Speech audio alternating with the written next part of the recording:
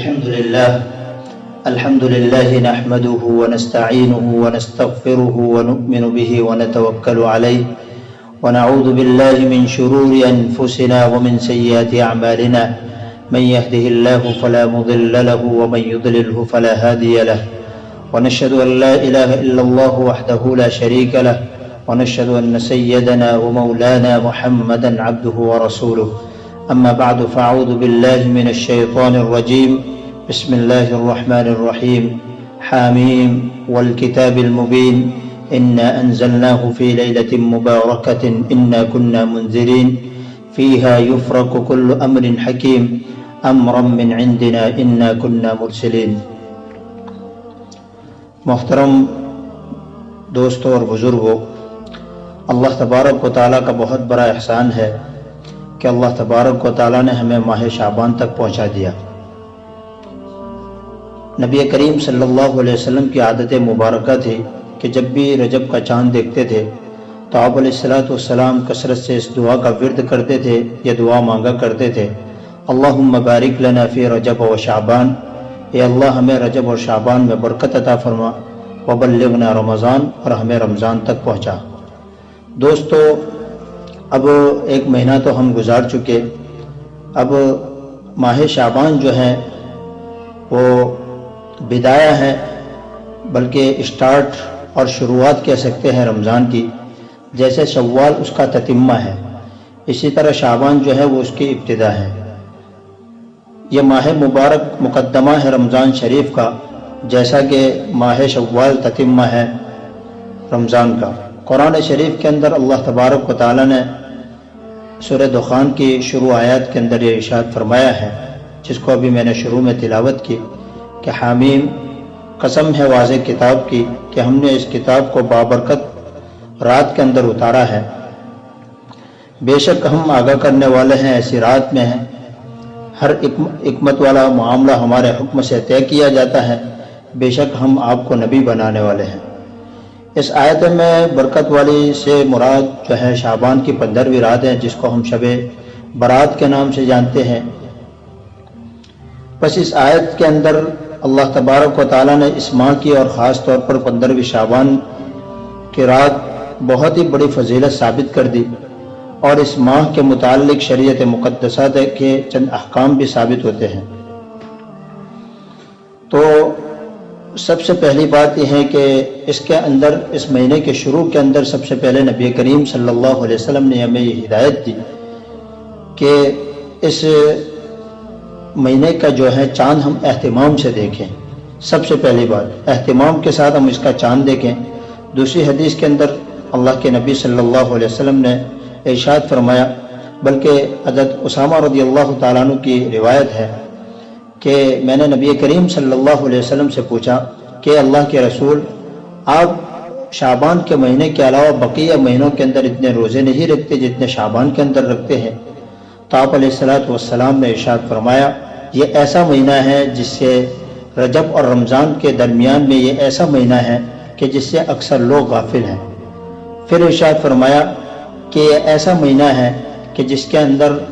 آدمی کے اعمال جو ہیں اللہ تبارک و تعالیٰ کے سامنے پیش ہوتے ہیں، تو میں چاہتا ہوں کہ میرے اعمال اس حالت میں پیش ہوں کہ میں روزے کی حالت میں ہوں۔ پھر ارشاد فرمایا کہ جب آدھے شعبان کی یعنی 15ویں رات جب آتی ہے تو اس رات کو شب بیداری جو ہے کیا کرو اور اس کے دن میں روزہ رکھو، کیونکہ اللہ تبارک و تعالیٰ اس رات غروب آفتاب کے وقت ہی سے آسمان دنیا کی طرف نزول فرماتے ہیں، اور اللہ تبارک و تعالیٰ فرماتے ہیں کہ ہے کوئی مغفرت کا چاہنے والا کہ میں اس کی مغفرت کر دوں؟ کیا کوئی ہے روزی کا طلب کرنے والا کہ میں اس کو روزی عطا کروں؟ کیا کوئی مصیبت زدہ کہ عافیت کی دعا مانگے میں اس کو عافیت دوں؟ کیا کوئی ایسا ہے؟ کیا کوئی ایسا ہے؟ ایسی جو ہے رات بھر اللہ تبارک و تعالیٰ کی رحمت کا دریا جو ہے بہتا رہتا ہے، اور یہاں تک کہ صبح صادق ہو جاتی ہے، یعنی طلوع آفتاب ہو جاتی ہے۔ پھر ایک حدیث میں حضرت عائشہ رضی اللہ تعالیٰ عنہ سے مروی ہے کہ میں نے اس رات نفل نماز کے سجدے میں آپ علیہ السلام کو ایک خاص دعا مانگتے ہوئے دیکھا، اعوذ بعفوک من عقابک واعوذ برضاک من سخطک واعوذ بک من جل وجہک لا احصی ثناء علیک انت کما اثنیت علی نفسک، یعنی اللہ میں تیرے غصے سے تیری رضامندی کی پناہ لیتا ہوں، اور تیرے عقاب سے تیرے درگزر کی پناہ لیتا ہوں، اور تجھ سے تیری ہی پناہ مانگتا ہوں۔ ہر تیرے تو میری تعریف پوری نہیں کر سکتا، تو ویسا ہی ہے جیسے تو نے خود اپنی تعریف کی ہے۔ پھر جب صبح ہوئی تو میں نے نبی کریم صلی اللہ علیہ وسلم سے اس دعا کا ذکر کیا، یعنی حضرت عائشہ رضی اللہ تعالیٰ عنہ فرماتی ہیں کہ صبح ہوتے ہی میں نے آپ علیہ الصلوۃ والسلام سے اس دعا کا ذکر کیا۔ اس پر آپ علیہ الصلوۃ والسلام نے ارشاد فرمایا،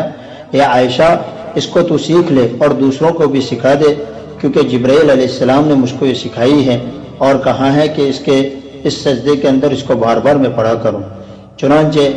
نبی کریم صلی اللہ علیہ وسلم نے شعبان کی 15ویں رات کے بارے میں ارشاد فرمایا کہ اس رات میں وہ سب بنی آدم بھی لکھ دیے جاتے ہیں جو اس سال میں مرنے والے ہیں، اور اسی رات میں ان کے اعمال اٹھائے جاتے ہیں، اور اسی دن کے اندر ان کا رزق نازل کیا جاتا ہے۔ پھر نبی کریم صلی اللہ علیہ وسلم نے ارشاد فرمایا کہ اللہ تعالیٰ متوجہ ہوتا ہے شعبان کی 15ویں رات میں، پس مغفرت فرما دیتا ہے سب مخلوق کی مگر شرک اور کینہ رکھنے والے شخص کی۔ یہاں پر ایک بات بہت ضروری ہے کہ اس رات کے اندر جو ہے سب سے پہلا کام یہ کرنا ہے کہ ہم لوگوں سے ہمارے جو معاملات بگڑے ہوئے ہیں، ہمارے جو آپس میں تعلقات بگڑے ہوئے ہیں، رشتہ داروں کے اندر آپس کے اندر تعلقات جو ہمارے بگڑے ہوئے ہیں، ان کو ہم سب سے پہلے معافی تلافی کر کے ہم یعنی تہہ دل سے،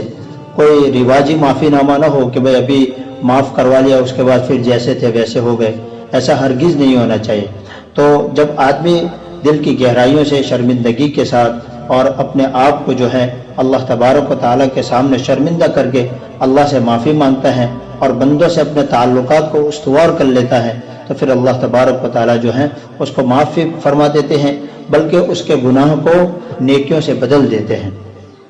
ایک روایت میں ہے کہ اس رات کے اندر 2 شخصوں کی جو ہے مغفرت نہیں ہوتی، ایک تو کینہ رکھنے والا اور ایک ناحق قتل کرنے والا، اور ایک دوسری روایت میں یہ ہے کہ اللہ تعالیٰ نظر رحمت نہیں فرماتے ہیں اس رات کے اندر بھی مشرک کی طرف، یعنی جو اللہ تعالیٰ کے ساتھ شرک کرتا ہے اس کو تو اللہ تبارک و تعالیٰ کبھی بھی معاف نہیں فرماتے ہیں، کیونکہ خود قرآن کریم میں اللہ تعالیٰ فرماتے ہیں ان اللہ لا یغفر ان یشرک بہ ویغفر ما دون ذلک لمن یشاء، کہ اللہ تعالیٰ شرک کے علاوہ تمام گناہ معاف کر دیتے ہیں لیکن شرک کو کبھی معاف نہیں کرتے ہیں۔ تو اس رات کے اندر بھی اللہ تبارک و تعالیٰ ایک تو مشرک کی طرف نظر رحمت نہیں فرماتے ہیں، جو آدمی اپنے دل کے اندر کسی کے بارے میں کینہ رکھتا ہے اس کو بھی اللہ تبارک و تعالیٰ نظر رحمت سے نہیں دیکھتے ہیں، اور تیسرا وہ شخص جو رشتہ داروں کے ساتھ بلا وجہ قطع تعلق رکھے، جس کو ہم ہماری زبان میں کہتے ہیں کہ آپس کے اندر بولا کر دیتے ہیں، ایک دوسرے کے سامنے بھی دیکھنا پسند نہیں کرتے ہیں۔ اور پھر ارشاد فرمایا کہ ایک وہ شخص کہ جو اپنا پائجامہ تخنوں کے نیچے لٹکا کر گھومتا ہے۔ حضرت تھانوی علیہ الرحمٰن نے 2 گناہ ایسے لکھے ہیں کہ جو آدمی کے ساتھ 24 گھنٹے لگے رہتے ہیں، آدمی اگر طواف کرتا ہو تب بھی، نماز پڑھتا ہو تب بھی۔ ایک وہ گناہ جو تخنوں سے نیچے پائجامہ لٹکا کر آدمی گھومتا ہے، اور ایک داڑھی منڈانے والا۔ یہ 2 گناہ ایسے ہیں کہ آدمی ہر حال کے اندر جو ہے گناہ کے اندر ہی رہتا ہے۔ تو اللہ تبارک و تعالیٰ 15ویں شب کے اندر جو ہے تمام گنہگاروں کو معاف فرما دیتے ہیں، لیکن ان چند لوگوں کو جو ابھی گنوائے گئے، ان چند لوگوں کے اللہ تبارک و تعالیٰ مغفرت نہیں فرماتے۔ اس کے اندر ایک اس شخص کو بھی ارشاد فرمایا کہ جو پائجامہ تخنوں سے نیچے لٹکاتا ہے۔ ان کے علاوہ اور بھی بہت سارے گناہ گاروں کو بھی اللہ تعالیٰ نظر رحمت نہیں فرماتا، وہ دوسرے احادیث کے اندر ثابت ہے۔ حضرت تھانوی علیہ الرحمہ فرماتے ہیں کہ ان سب روایات پر نظر ڈالتے ہوئے احقر کی فہم ناقص کے اندر ایک بات آتی ہے کہ کبائر جو ہیں وہ توبہ کے بغیر معاف نہیں ہوتے ہیں، لیکن صغیرہ گناہ جو چھوٹے گناہ ہیں اس رات کی برکت سے حق تعالیٰ شانو معاف فرما دیتے ہیں۔ ایک حدیث شریف میں آیا کہ اللہ تعالیٰ اس رات میں قبیلہ بنو قلب کی بکریوں کی عادت سے بھی زیادہ لوگوں کی مغفرت فرماتے ہیں۔ اور یعنی ایک روایت میں یہ بھی آیا ہے کہ وہ لوگ اتنی کثیر تعداد میں ایسے ہیں جو ارتکاب معاصی یعنی گناہ کرنے کی وجہ سے جہنم کے مستحق ہو چکے ہوں گے، ان کی بھی اللہ تبارک و تعالیٰ مغفرت فرما دیتے ہیں۔ اور اس رات کا نام شب براءت ہی اس لیے رکھا ہے، یہ اسی واسطے رکھا گیا ہے کہ اس میں حق تعالیٰ شانو گناہ گاروں کو عذاب جہنم سے آزاد کر دیتا ہے۔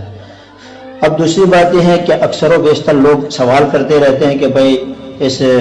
رات کے اندر، اس دن کے اندر 15ویں شعبان کے دن روزہ رکھنا چاہیے نہیں رکھنا چاہیے۔ تو ایک روایت سے اس کا مستحب ہونا ثابت ہوتا ہے، ضروری نہیں ہے، لیکن آپ علیہ الصلوۃ والسلام جو ہیں، آپ علیہ الصلوۃ والسلام کی زندگی جو ہے وہ ہمارے لیے نمونہ ہے۔ حضرت محمد صلی اللہ علیہ وسلم، کیونکہ قرآن کریم کے اندر اللہ تبارک و تعالیٰ نے خود فرمایا لَقَدْ كَانَ لَكُمْ فِي رَسُولِ اللَّهِ أُسْوَةٌ حَسَنَةٌ لِمَنْ كَانَ يَرْجُو اللَّهَ وَالْيَوْمَ الْآخِرَ، کہ اللہ کے نبی صلی اللہ علیہ وسلم کی زندگی جو ہے ہمارے لیے ہر باب کے اندر ایک مثال اور نمونہ ہے۔ آپ علیہ الصلوۃ والسلام دن بھر لوگوں کو اللہ تبارک و تعالیٰ کی طرف بلاتے اور رات کو اس کے سامنے عبادت میں تھکتے اور اپنے امت کے لیے روتے اور گر گراتے۔ صحابہ کرام رضی اللہ تعالیٰ عنہ اللہ کے رسول صلی اللہ علیہ وسلم کی یہی زندگی اپناتے تھے اور وہ بھی حق کے معیار قرار پائے۔ لیکن ہم جو آپ کے امتی اور صحابہ کے پیروکار، ان کا طریقہ کار چھوڑ کر دنیا بھر کے اندر آج ہم ذلیل و خوار ہیں۔ جو ہم دیکھتے ہیں کہ آج ہمیں دنیا کے اندر دنیا کی دوسری قومیں جو ہیں جس نظر سے دیکھتی ہیں بلکہ ہمارے اوپر تھوکنے کے لیے بھی تیار نہیں، وہ کیوں ہیں؟ کیونکہ نبی کریم صلی اللہ علیہ وسلم نے ہمیں کہا تھا کہ میں تمہارے دونوں ہاتھوں کے اندر دو چیزیں دے جاتا ہوں، ایک ہاتھ کے اندر کتاب اللہ یعنی قرآن کریم اور ایک ہاتھ کے اندر میری سنت یعنی حدیث۔ یہ دونوں ہاتھ تمہارے بڑھے ہوئے ہیں، اگر یہ دونوں ہاتھوں کے اندر سے آپ دونوں چیزوں کو چھوڑ دو گے تو پھر دنیا کی دوسری قوموں کے سامنے تمہیں ہاتھ پھیلانے پڑیں گے۔ تو آج ہم اسی لیے ذلیل و خوار ہیں۔ نبی کریم صلی اللہ علیہ وسلم کی زندگی میں ایک خاص عمل نفلی روزوں کا بھی تھا۔ اب یہاں سے یہ چیز توجہ کے ساتھ سنیں۔ آپ علیہ الصلوۃ والسلام ہفتے میں جمعرات اور دوشنبے کے روز یعنی جو ہے پیر کے روز روزہ رکھتے تھے، اور قمری تاریخ کے اعتبار سے ایام 20 یعنی ہر مہینے کی 13، 14 اور 15 تاریخ کے اندر روزہ رکھا کرتے تھے۔ یہ اس لیے میں بیان کر رہا ہوں کہ آج ہم اللہ تبارک و تعالیٰ کی طرف سے ہمیں اتنی فرصت ملی ہوئی ہے کہ ہر بندہ یہ لاک ڈاؤن کے اندر اس سنت کے اوپر خاص طور پر عمل کرنے کی کوشش کر سکتا ہے، اور بالکل آسانی ہے، کیونکہ آج کل ہمیں آرام بھی اتنا ملا ہوا ہے کہ آدمی روزہ رکھ کے سوتا بھی رہے گا صرف نمازوں کے علاوہ، تب بھی اس کے لیے بہت آسان ہوگا۔ تو نبی کریم صلی اللہ علیہ وسلم کی زندگی کے اندر ایک خاص عمل نفلی روزوں کا بھی ہے، اور ایام 20 کے روزے تو آپ علیہ الصلوۃ والسلام بہت اہتمام کے ساتھ رکھا کرتے تھے۔ ان کے علاوہ بھی موقع بموقع آپ علیہ الصلوۃ والسلام روزے رکھنے کا اہتمام فرماتے تھے، یہاں تک کہ کبھی کبھی کئی دن مسلسل روزے رکھتے تھے۔ ان روزوں کا سب سے بڑا فائدہ اللہ کے رسول صلی اللہ علیہ وسلم کی سنت پر عمل ہے، اور اصل آدمی کی زندگی یہی ہے کہ آدمی سنتوں کی پابندی کے ساتھ اپنی زندگی گزارے تو وہ اللہ تعالیٰ کا محبوب بن جاتا ہے، کیونکہ خود اللہ تبارک و تعالیٰ قرآن کریم میں فرماتے ہیں قُلْ إِن كُنتُمْ تُحِبُّونَ اللَّهَ فَاتَّبِعُونِي يُحْبِبْكُمُ اللَّهُ وَيَغْفِرْ لَكُمْ ذُنُوبَكُمْ، کہ تم اللہ کی محبت تک پہنچنا چاہتے ہو تو پہلے نبی کریم صلی اللہ علیہ وسلم کی اتباع کرنی پڑے گی، اور آپ علیہ الصلوۃ والسلام کی اتباع یہی ہے کہ ان کی ایک ایک سنت کے اوپر عمل کرتے ہوئے آدمی زندگی گزارے۔ تو ان روزوں کا سب سے بڑا فائدہ یہ ہے کہ اللہ کے رسول صلی اللہ علیہ وسلم کی سنت پر ایک تو عمل ہو جائے گا، روزوں کے ذریعے جو ہے نفس کو کچلا جاتا ہے، روحانیت میں ترقی ہوتی ہے اور تقوی جڑ پکڑتا ہے۔ جس طرح ہر چیز کی زکوٰۃ ہے اسی طرح جسم کی زکوٰۃ روزہ ہے، اور روزہ کے بدلے اللہ ملتا ہے، باقی دوسرے تمام نیک اعمال کا ثواب جو ہے وہ جنت ہے، لیکن روزہ ایک خاص ایسی عبادت ہے جس کے بدلے میں اللہ خود اپنی ذات بندے کو دیتا ہے، یعنی اللہ تبارک و تعالیٰ اپنا محبوب بنا لیتا ہے۔ نبی کریم صلی اللہ علیہ وسلم نے ایام 20 کے روزوں کو صوم الدہر یعنی ہمیشہ روزے رکھنے کے مانند قرار دیا۔ آپ علیہ السلام نے جمعرات اور دوشنبہ کے روز روزہ رکھنے کی وجہ یہ بیان کی کہ ان دونوں کے اندر یعنی ان دونوں روز کے اندر ان دونوں دنوں کے اندر اللہ کے سامنے اعمال پیش کیے جاتے ہیں، لہذا میں چاہتا ہوں کہ میرا عمل اللہ کے سامنے اس وقت پیش کیا جائے جب میں روزے کی حالت کے اندر ہوں، اور یہ شب برات کے اندر روزہ رکھنے کی بھی یہی فضیلت ہے۔ بہت سی احادیث میں یہ بات بھی آئی ہے کہ آپ علیہ الصلوۃ والسلام رمضان کے سوا سب سے زیادہ روزے ماہ شعبان کے اندر روزہ رکھا کرتے تھے، جیسے کہ میں نے شروع میں بھی بتایا۔ تو آج جو ہے یہ جب یہ میں بیان ریکارڈ کر رہا ہوں، یہ آج بروز منگل 7 اپریل ماہ شعبان 1441 12 تاریخ جو ہے ملک بھر کے اندر لاک ڈاؤن کی وجہ سے تمام مسلمان جو ہے فرصت میں بھی ہے، اور رواں ماہ کے ایام 20 13 14 15 جو ہے بدھ جمعرات اور جمعہ یعنی 8 9 10 اپریل بھی آ رہی ہے، جن میں آخری